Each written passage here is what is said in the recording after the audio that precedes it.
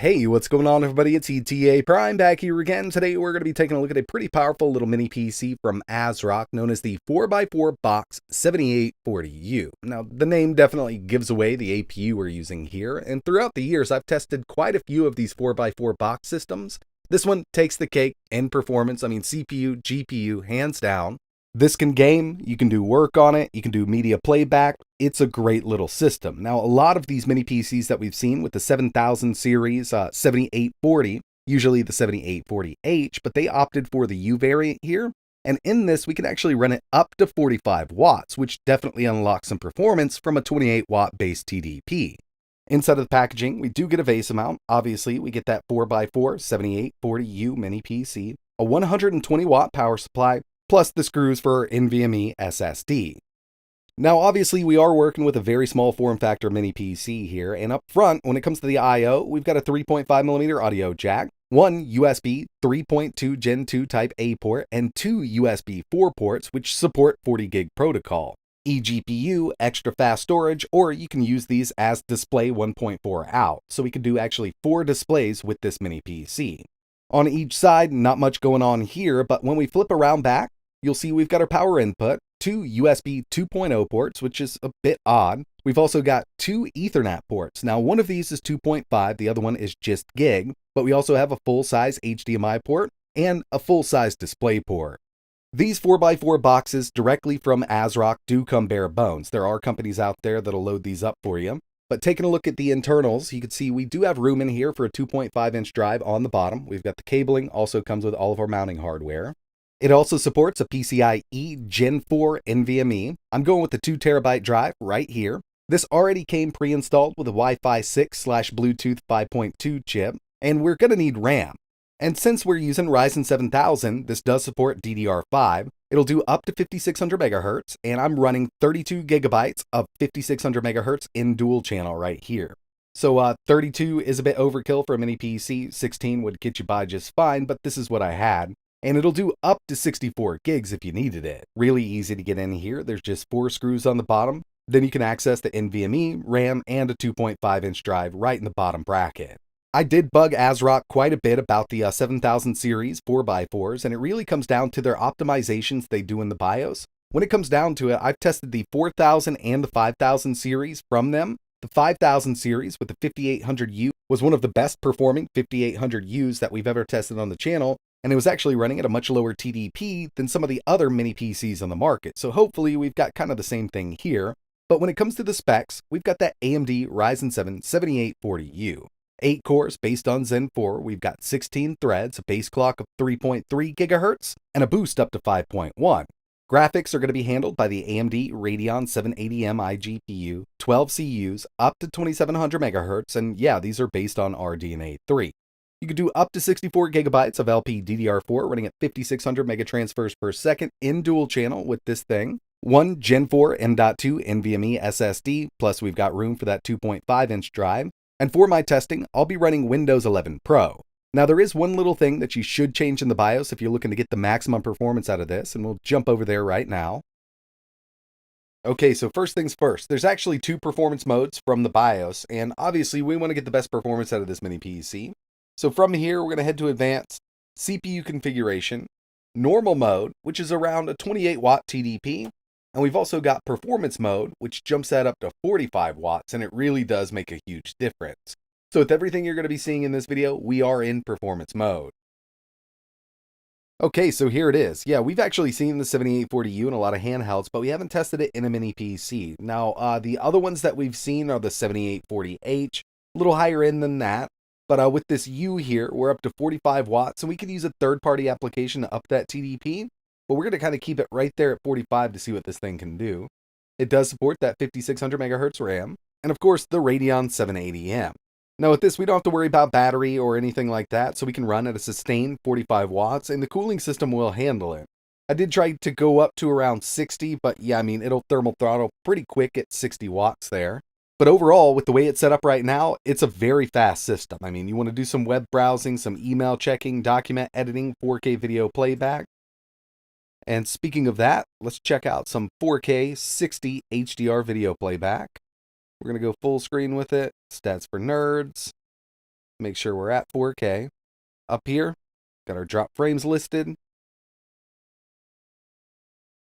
And just straight from the start here, we've got one drop frame, and that's normal. You know, going into a video, usually have a couple drop frames, even on my really high-end gaming machine.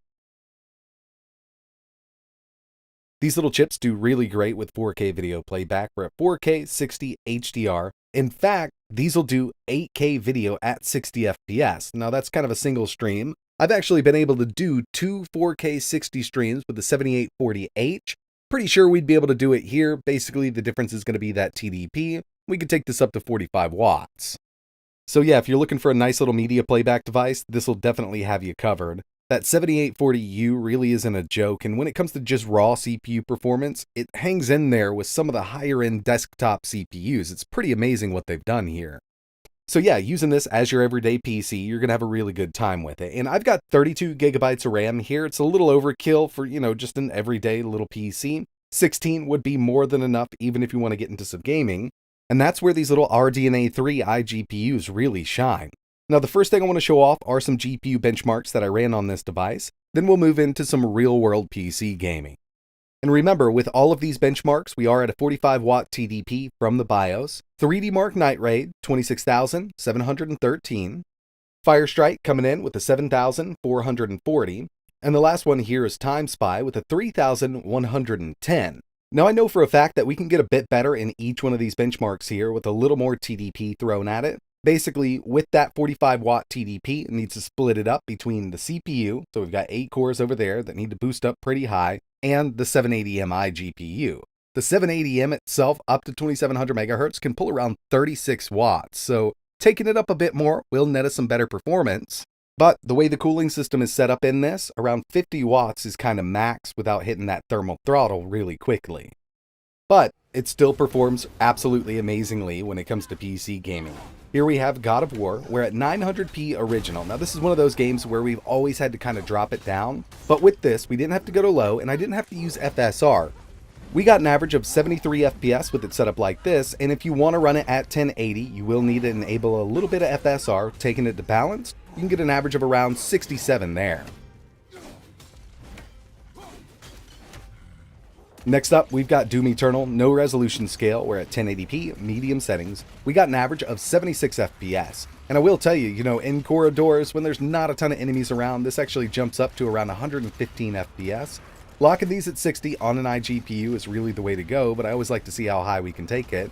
And this game is really playable.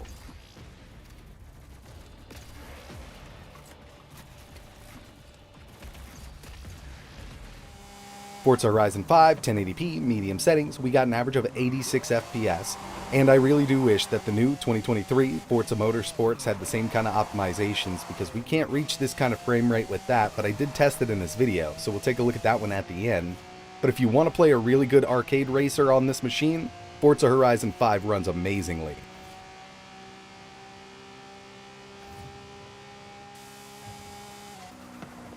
So recently, we actually had some really nice driver updates that took care of some of the issues we were seeing with Spider-Man Remastered and Spider-Man Miles Morales on the 780M iGPU.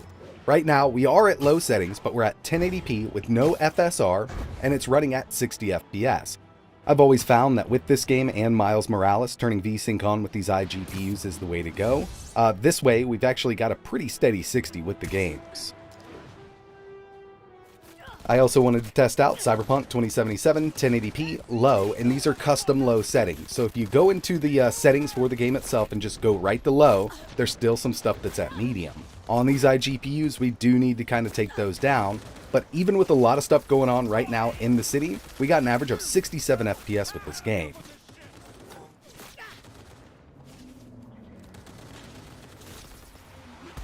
And the final game I wanted to test here was Forza Motorsports. We're at 1080p, low, medium, and we can't hit 60 with this game on an iGPU just yet. AMD recently released a driver pack that does support Forza Motorsports, but then they kind of took it right back down, so we're waiting on new drivers there and some more optimizations for the game. I do have a feeling that in the future on the 780M, we'll be able to run this at 60 FPS, low settings, 1080p. But right now, I would recommend 1080p, 30 FPS, medium settings across the board. And the final thing I always like to take a look at is total system power consumption. Some people are looking for a very low-powered PC that can play games, and this one can definitely do it. While I'm doing my testing, I have this plugged into a kilowatt meter. Remember, we're at a 45-watt TDP. Idle, this pulls 12 watts. Average gaming, 56 watts. And the maximum that I could get this to pull was 73. At a 28-watt TDP, obviously these numbers will be much less, but you're not going to see the kind of performance that we had in this video, given that we're running at 45 watts. So yeah, in the end, this thing is putting out some really great performance, and it is the best performing box 4x4 from ASRock so far. I'm sure we're going to see 8,000 or 9,000 down the road, but right now the 7840U in this little package is really awesome. If there's anything else you want to see running on this machine, like a different operating system, we could go with Linux. I think that would be pretty cool. Let me know in the comments below, and if you're interested in learning a little more about these, I'll leave links to their official website in the description. But that's going to wrap it up for this one. Like always, thanks for watching.